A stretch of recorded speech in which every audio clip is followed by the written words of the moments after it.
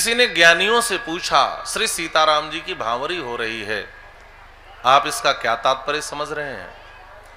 तो ज्ञानी कहते हैं, जितने मणिखंभ लगे हुए हैं सब में श्री सीताराम जी दिखाई दे रहे हैं। हमारी यही भावना है, सर्वम विष्णुमयम जगत, हरि व्यापक सर्वत्र समाना। परमात्मा हर कण में विराजमान है, सी राम में सब जग जानी। हम ज्ञानियों की यह धारणा पुष्ट हो रही है। किसी ने भक्तों से पूछा, श्री सीताराम जी की भांवरी हो रही है, आप इससे क्या पा रहे हैं?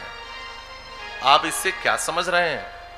भक्तों ने कहा, भगवान नीलमणि खंभ के पास जाते हैं तो नीले हो जाते हैं, भगवान जिस रंग के खंभे के पास जाते हैं वैसे हो जाते हैं।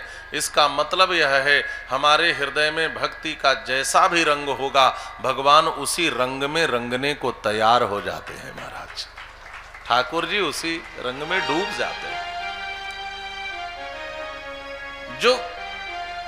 जो कर्म की प्रधानता मानते हैं अपने जीवन में, उनसे पूछा गया, आप तो कर्मयोगी हो, आपको क्या मिल रहा है?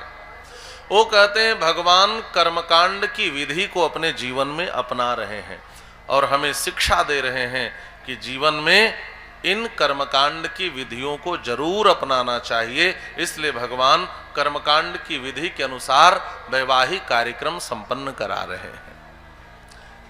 कुछ दैन्य घाट के भी लोग थे, पूछा आपको क्या मिल रहा है?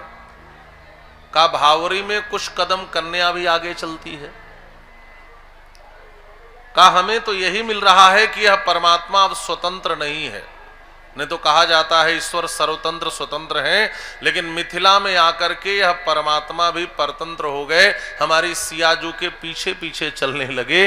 इसलिए हमारी सियाजू जो कहेंगी यह ईश्वर भी वही करेंगे। यह देखकर हमें और आनंद आ रहा है।